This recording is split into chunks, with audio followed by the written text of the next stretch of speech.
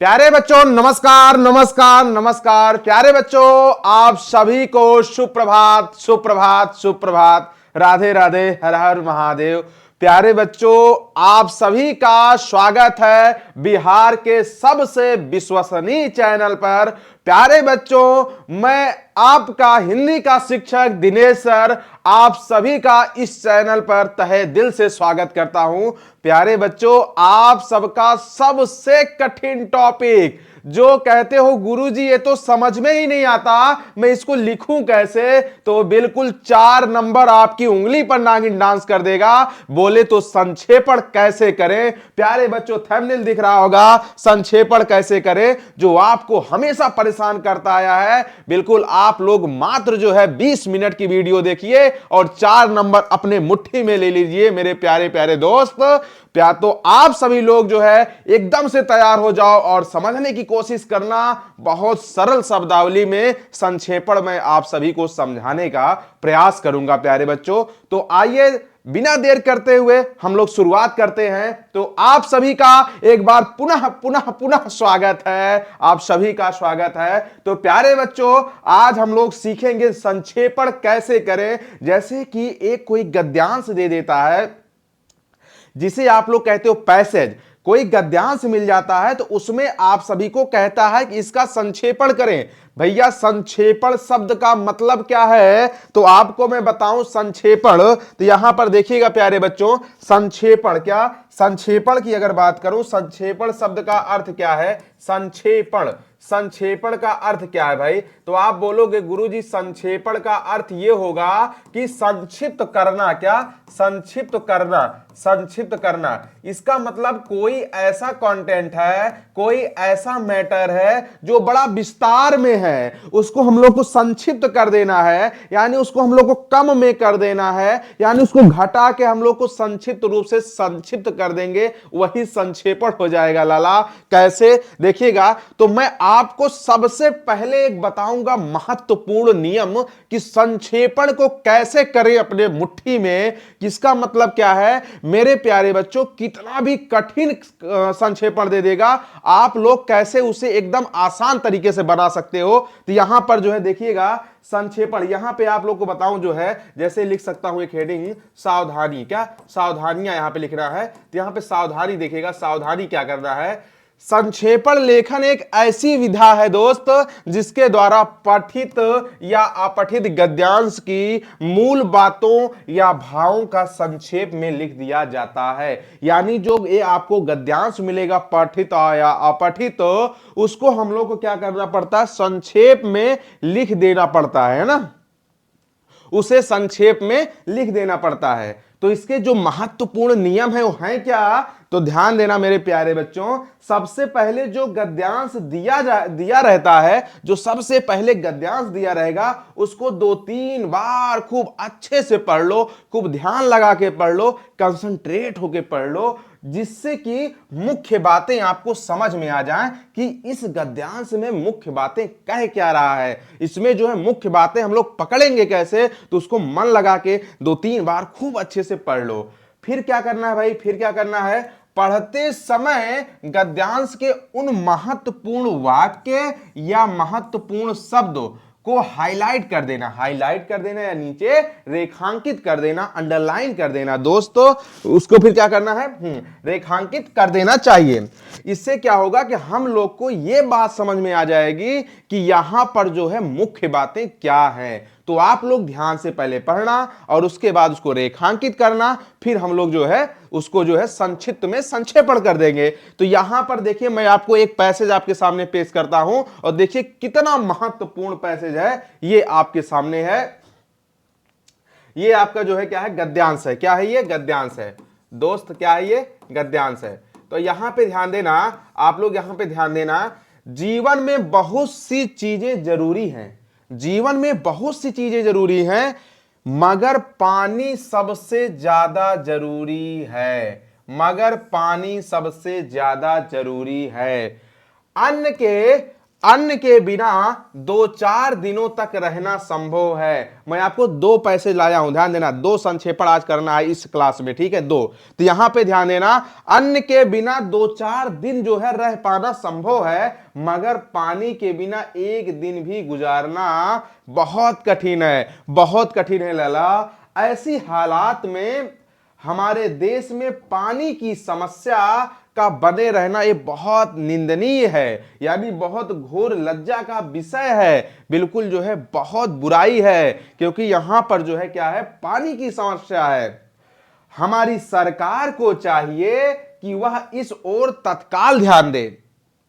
ध्यान देना बहुत महत्वपूर्ण है, पानी से रिलेटेड गद्यांश ज्यादातर पूछता है, इसलिए मैं सबसे पहले दोस्त पानी का ही लेकर आपके सामने पेश किया हूं। तो यहां पे ध्यान देना, इस ओर तत्काल ध्यान देना चाहिए सरकार को। ऐसा नहीं करने से हम भारतीयों का जीवन हो क्या हो जाता, पशु से भी बदतर हो जाएगा। जल संरक्षण अति आवश्यक है मेरे प्यारे प्यारे बच्चों। अब देखो, अब देखना, यहां पर आप एक बार तो पढ़े, लेकिन मन से अगर पढ़ोगे तो यहां पर अपने आप एक भाव निकल रहा है कि पानी कितना महत्वपूर्ण है, पानी की यहां पर कितनी महत्ता दी गई है। तो पानी इसमें सबसे महत्वपूर्ण बिंदु दिख रहा है, यानी पानी के ही बचाने की बात हो रही है, पानी के ना होने पर जो है निंदा हो रही है। तो कहने का मतलब यहां पर हम लोग को ढूंढना क्या पड़ेगा, शीर्षक ढूंढना पड़ेगा। तो सबसे पहले आपको मैं बताऊं, संक्षेपण कितने शब्दों में लिखा जाएगा। ये 4 नंबर का मिलेगा दोस्त, क्या 4 नंबर का मिलेगा। 4 में 4 कैसे पाए, ध्यान देना। तो सबसे पहली बात तो यहां आपको ध्यान देना है, अगर हम लोग शीर्षक निकाल लेते हैं सही, एकदम शीर्षक अगर सही से निकाल ले जाएंगे तो वहां पर 1 नंबर तो शीर्षक आपको पक्का दिला देगा, शीर्षक दिला देगा। और हम लोग जब उसे संक्षेपण में लिख देंगे तो हम लोग को पूरे पूरे पूरे 3 और मिल जाएंगे, 4 पूरा मिल जाएगा। जैसे यहां पे ध्यान देना, हम लोग संक्षेपण के शब्द कितने लिखेंगे, संक्षेपण में शब्द कितने लिखेंगे दोस्तों, तो आप लोग को मैं बता दूं, संक्षेपण में जो शब्द लिखने होते हैं, जितना पैसेज का दिया रहता है उसके बटे 3, ठीक है ना, गद्यांश बटे 3 ना, गद्यांश बटे 3, यानी गद्यांश में जितने शब्द रहेंगे उसका 3 भाग कर देना। जितना शब्द आएगा उतने शब्द में क्या कर लेना है भाई, इतने शब्द में हम लोग को लिख देना है संक्षेपण। माना कि इसमें लिखा है 1 2 3 4 5 6 7 8 9 10 11 12 13 14 15 1 2 3 4 5, यानी 15 पचे 75 है ना, कितना है, 15 पचे 75 है ना जी, 15 पचे 75 बटे 3। तो इसे 3 से भाग दोगे, इतना तो आप लोग को मैथ आती हुई होगी दोस्त, तो यानी 25 3 75। हम लोग को जो है इसका मतलब संक्षेपण में कितने शब्द लिखने हैं, कम से कम 25। 2-4 शब्द आगे पीछे हो जाएंगे, हिंदी एक भाषा है, कोई दिक्कत नहीं है, 2-4 शब्द कम भी हो सकते हैं, ज्यादा भी हो सकते हैं, शब्द को एकदम मेंटेन बनाने के लिए, वाक्य को मेंटेन करने के लिए, उसकी बड़ी बात नहीं है। तो यानी हम लोग को जो है एवरेज में देखा जाए 25 शब्द लिखने हैं और शीर्षक लिखने हैं, इतनी बात लिखनी है। तो मैं आप सबके लिए बिल्कुल देखिएगा, यहां पर बिल्कुल मैं आप सबके लिए जो है संक्षेपण आपके लिए बिल्कुल लेकर आया हूं, उसी का संक्षेपण कैसे लिखेंगे हम लोग, देखिएगा। गद्यांश का संक्षेपण, जो इसके पहले हम लोग पढ़े क्या गद्यांश, उसका संक्षेपण क्या है, जल के बिना सुनहरे कल की कल्पना नहीं की जा सकती दोस्त। अपने ध्यान देना, एक बात और बताऊं, हमेशा जो है जब संक्षेपण बटे 3 में कम शब्द में लिखना ना, तो बनावटी शब्द मत लिखना, बनावटी शब्द मत लिखना दोस्त, एकदम जो है ना देसी शब्द लिखना, जो अपनी भाषा में लिखना, अपनी भाषा में लिखना, लेकिन बनावटी शब्द मत लिखना, अपनी भाषा में लिखना है आप सभी को, ठीक है ना, बनावटी जो है शब्द में मत लिखना प्लीज। तो यहां पर जल के बिना सुनहरे कल की कल्पना नहीं की जा सकती है। जीवन के सभी कार्यों का निष्पादन करने के लिए जल की आवश्यकता है ना, जीवन के सभी कार्य को करने के लिए, जीवन के सभी कार्य को सुचारू रूप से करने के लिए जल की बहुत आवश्यकता है। जल है तो भाई क्या है, जीवन है, जल है तो क्या है, कल है, जल ही जीवन है, जल है तो कल है, कल का मतलब भविष्य है, क्या भविष्य है, अगर जल है तभी सब कुछ संभव है। अब आप लोग के देखिएगा यहां पे लास्ट लाइन में क्या लिखा था, जल संरक्षण अति आवश्यक है, उसके ऊपर देखिए मैंने एक लाइन और लिख दिया है, जल संकट का समाधान जल के संरक्षण से है, वेरी मोस्ट इंपॉर्टेंट लाइन। ये तो आपका हो गया क्या, ये आपका हो गया संक्षेपण। ध्यान ना, पैसेज का यानी गद्यांश का ये संक्षेपण लिख दिया गया। ओवरऑल जो है देखा जाए तो 1/3 के हिसाब से। अब इसमें आपको क्या लिखना है, शीर्षक, वेरी मोस्ट इंपॉर्टेंट शीर्षक। गुरु जी भी शीर्षक तो लिखना ही है, बिल्कुल शीर्षक। हम लोग शीर्षक कैसे निकालेंगे, अभी मैंने बताया जो उसमें महत्वपूर्ण शब्द दिखेगा वही आपका शीर्षक हो जाएगा। तो महत्वपूर्ण शब्द क्या दिख रहा था, उसमें गुरुजी बोलोगे महत्वपूर्ण शब्द, इसमें जो है बिल्कुल जल का महत्व या पानी का महत्व, बिल्कुल यहां पर पानी का महत्व है। क्या, पानी का महत्व। प्यारे बच्चों इतनी बात लिख देना, गारंटी के साथ बोल रहा हूं 4 का 4 नंबर आपके हाथ में होगा। देखिएगा ये संक्षेपण हो जाएगा और शीर्षक हो जाएगा। संक्षेपण और शीर्षक लिखने के लिए आता है, इसमें क्या हो जाएगा, पानी का महत्व, पूरे पूरे 4 नंबर। अगला गद्यांश देखना, अगला क्या है ये देखिएगा, ये क्या है आपका गद्यांश। अगला दूसरा गद्यांश, दूसरा देखिएगा, गद्यांश जो है दूसरा देखिएगा, बोलने का विवेक, बोलने की कला। क्या है, बोलने का विवेक, सॉरी, बोलने का विवेक, बोलने की कला, पटुता व्यक्त की शोभा है, पटुता व्यक्त की शोभा है। यानी बोलने का, जो हम लोग कोई चीज अभिव्यक्त कर रहे हैं, अपने विचार यानी अपने भाव को प्रस्तुत कर रहे हैं, वो बिल्कुल जो है मुख के माध्यम से, वाणी के माध्यम से, वाक्य के माध्यम से ही अपने विचारों को जो है स्पष्ट करते हैं, उसका आकर्षक है। सुबुद्ध वक्ता अपार जन समूही का मोह लेता है। सुबुद्ध वक्ता, जो सुबुद्ध, जो अच्छा वक्ता होता है, बोलने वाला जो अच्छा वक्ता होता है, वो अपार जन समूही मतलब बहुत से लोगों के, जहां पे बहुत अपार मतलब बहुत से लोग समूह है, वहां पे सबका मन मोह लेता है भैया, वहां पे सबका मन मोह लेता है। मित्रों के बीच सम्मान और प्रेम का केंद्र बिंदु बन जाता है। जैसे आप लोग मित्रों के बीच में खूब अच्छे शब्दावली का प्रयोग कर रहे हो, सम्मान के साथ जो है प्रयोग कर रहे हो, अच्छे जो है शब्द यूज कर रहे हो, तो एक अलग जो है क्या प्रेम बन जाता है। जो लोग अपनी बात को, राय को पहाड़ बनाकर उपस्थित करते हैं, वह अनुशासन वाणी का संयम और संतुलन वाणी की मिठास ऐसी शक्ति है जो हर कठिन स्थिति में हमारे अनुकूल ही रहती है। प्यारे बच्चों, वाणी एक ऐसी जो है कला है, ऐसी विधा है कि चाहो ना इसी वाणी से वही शब्द बोल के जो है बिल्कुल जो कहते थे झगड़ा कर सकते हो, मारपीट कर सकते हो, लेकिन वही शब्द उसी वाणी से बोल के प्यारे बच्चों एक प्यार भी कर सकते हो। ठीक है ना, एक प्यार भी कर सकते हो। तो ये समझ लो, ऐसी मिठास होनी चाहिए, ऐसी मधुरता होनी चाहिए, जो छोटी छोटी बातों को इसी वाणी से बहुत बड़ा पहाड़ बना देते हैं, और एकदम छोटी छोटी बातों, क्या बड़ी बड़ी बातों को कम में हम लोग बिल्कुल सलटा सकते हैं, सिर्फ इसी वाणी के माध्यम से, है ना।